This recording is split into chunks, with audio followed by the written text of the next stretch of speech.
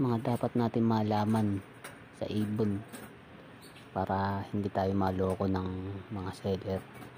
Kahit papaano ito konting kaalaman.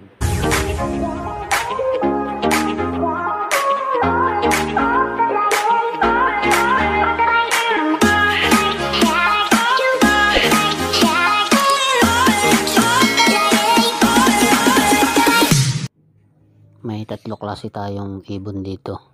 Isa ay green series, blue series, tsaka pardo. Simple lang naman, alamin lang naman natin kung ano yung matured tsaka bata o young. Kasi yung ibang nagbebenta ng ibon o seller, sinasabi na magulang na, yung pala bata pa yung bibigay. Sa green series, paano ba malalaman kung matured na? Simple lang naman, sa tuka. Yung tuka ng ito, hawak ko, matured na to. Ang tuka nito ay pulang-pula, wala nang bahid ng itim, pulang-pula lang siya. Yan o, pulang-pula ang tuka niya. Tapos yung kulay niya green na green, hindi na siya mapusyaw. Yan lang sa green series kung paano malalaman nyo, no? Yung tuka niya pulang-pula na, pati yung ulo.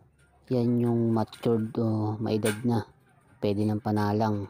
Siguro to mga 10 months to 11 months na. Paano naman malalaman yung kulay ng bata?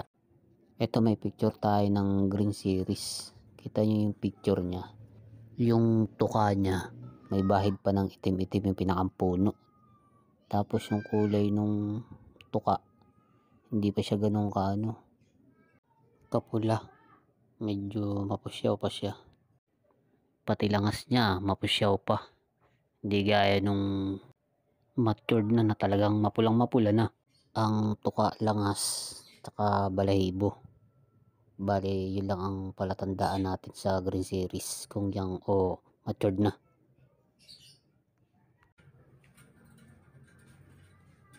Ang isusunod naman natin ay kulay blue series naman. Mahirap kunin.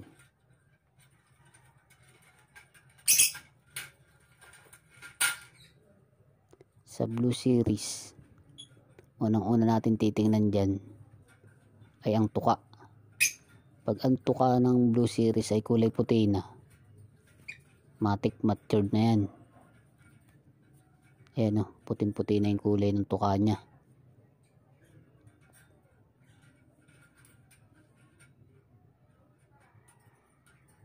Yan lang ang titingnan natin sa sa blue series.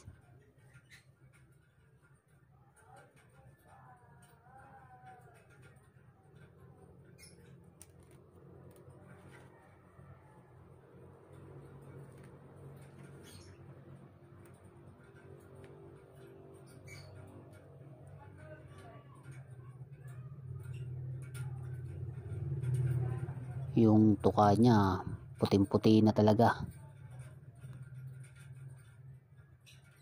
Orange kasi ang tuka ng young nito.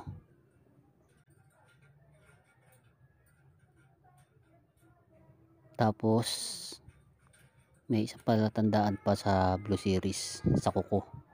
Pag ang kuko ng blue series ay naging puti na, isang ibig sabihin niyan ay matured na siya.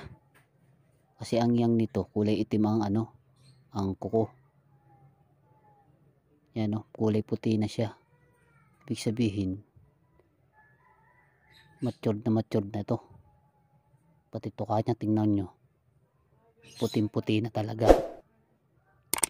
Pakita naman natin yung picture ng young na blue series. Ayan, kitang kita nyo naman kung anong pagkakaiba. Kasi ang kulay ng tuka ng young kulay orange pa, samantalang dun sa matured na kulay puti na siya. Pagka ito ay umidad ng mga 4 months or 5 months, yung tuka niya magiging kalahati niyan, magiging puti na. Tapos yung bandang dulo na lang magiging orange. Tapos pagka nag-matured na siya, talaga magiging kulay puti na lahat, pati kuko magiging kulay puti rin ang kuko niyan. Yan ang palatandaan sa Blue Series. Kunin naman natin ngayon itong Par Blue. Sa Par Blue naman, kulay naman. Sa kulay tayo magbabase. Tingnan mo yung ulo niya. Pag ang ulo niya may kulay na orange na sa bandang unahan, yan ang matured na. Yan sa Par Blue. Tingnan natin yung kuko niya. Pure na puti na. Ibig sabihin matured na siya. Pero ang ibon pagka nagbibinata pa lang, ang kulay ng kuko niyang kalahati pa lang. Kulay puti, kulay itim kalahati. Pero ito matured na to kasi purong puti na. Tapos yung ulo nung pabinata pa lang, hindi pa ganyan ka orange. Medyo mapusyaw pa siya. Hindi kagaya nito, matured na siya. Yan ang pagtingin sa sa Par Blue. Tingnan natin yung picture ng young. May orange din naman siya, pero hindi pa ganun ka orange. Medyo mapusyaw pa, halos pantay pa nung kulay ng langas niya, yung papunta sa may katawan. Ganyan ang kulay ng young. Pero pagka yan ay nag-matured, syempre magiging orange din ang noon yan. Syempre bata pa, kaya yan ang basihan natin sa Par Blue. Sana may nadagdag sa ating kaalaman para yung magsisimula pala mag-ibon, hindi sila maloko. Kasi meron talagang seller na naloloko ng buyer para lang makabenta. Maraming salamat ulit sa panonood.